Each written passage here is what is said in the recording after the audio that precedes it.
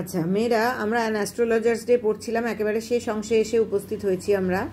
দেখো, after dinner sitting on the পিওল, রাতের খাবার খাওয়ার পর নিচু একটা বেঞ্চে বসে, পিওল কথাটার অর্থ হচ্ছে ছোট একটা বেঞ্চ, যেটাকে ওরা খাট বা খাটিয়া হিসেবেও ব্যবহার করে রাতে শোয়ার জন্য। হি টোল্ড হার, জ্যোতিষী তার স্ত্রীকে বলল, do you know a great load is gone from me today, তুমি কি জানো আজকে একটা বিরাট বড় বোঝা আমার থেকে নেমে গেল। I thought I had the blood of a man on my hands all these years. আমি ভাবতাম আমার হাতে মানুষের রক্ত লেগে রয়েছে এত বছর ধরে, অর্থাৎ এত বছর ধরে আমি ভাবতাম যে আমার হাতে মানুষের রক্ত লেগে রয়েছে। That was the reason why I ran away from home, এইটাই ছিল সেই কারণ যে কারণে আমি বাড়ি থেকে পালিয়েছিলাম। সেটেলড হিয়ার, এখানে বসবাস শুরু করেছিলাম। অ্যান্ড ম্যারিড ইউ, এবং তোমাকে বিয়ে করেছিলাম। হি ইজ অ্যালাইভ, সেই লোকটা বেঁচে আছে, অর্থাৎ যাকে হত্যা করেছিলাম ভেবেছিলাম সে বেঁচে আছে। She gasped, you tried to kill, তার স্ত্রী হাঁপাতে হাঁপাতে বলল, তুমি মেরে ফেলার চেষ্টা করেছিলে। ইয়েস, ইন আওয়ার ভিলেজ, হ্যাঁ আমাদের গ্রামে। When I was a Seely youngster, যখন আমি একজন অত্যন্ত বোকা যুবক ছিলাম। ইয়াংস্টার কথার অর্থ হচ্ছে যুবক। উই ড্র্যাঙ্ক, আমরা মদ খেয়েছিলাম। গ্যাম্বলড, জুয়া খেলেছিলাম। অ্যান্ড কোয়ারেলড ব্যাডলি ওয়ান ডে, এবং একে অপরের সঙ্গে একদিন প্রচণ্ড বাজেভাবে ঝগড়া করেছিলাম। হোয়াই থিঙ্ক অফ ইট নাও, এখন আর এসব নিয়ে ভাবছো কেন। টাইম টু স্লিপ, এখন ঘুমানোর সময় হয়ে গেছে। হি সেইড, জ্যোতিষী বলল, ইয়নিং, হাই তুলতে তুলতে। And stretched himself on the pyol, এবং ওই নিচু বেঞ্চটার ওপর নিজেকে ছড়িয়ে দিল ঘুমানোর জন্য।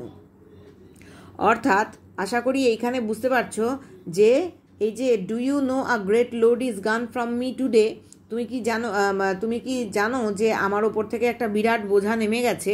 এই বোঝাটাই ছিল যে জ্যোতিষী ভেবেছিল যে সে গ্রামে থাকার সময় ওই রকম মদ খেয়ে জুয়া খেলে প্রচণ্ড বাজেভাবে ঝগড়া করেছিল। কার সঙ্গে না, এই গুরুনায়কের সঙ্গে, অর্থাৎ যে এই জ্যোতিষীর কাছে এসে আজকের সন্ধেবেলায় দাঁড়িয়েছিল। সেই কারণেই আজকের দিন কথাটা ব্যবহার করা হয়েছে।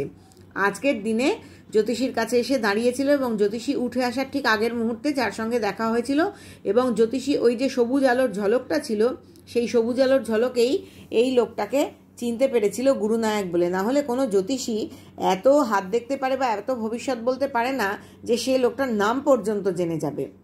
তা যাই হোক, জ্যোতিষী লোকটাকে চিনতে পেরেছিল বলেই এত নিখুঁত বর্ণনা এইখানে পুরোটা দিয়েছে যে তোমাকে মৃত ভেবে ফেলে রেখে যাওয়া হয়েছিল, তোমাকে কুয়োয় ঠেলে ফেলে দেওয়া হয়েছিল এবং মৃত ভেবে চলে গিয়েছিল।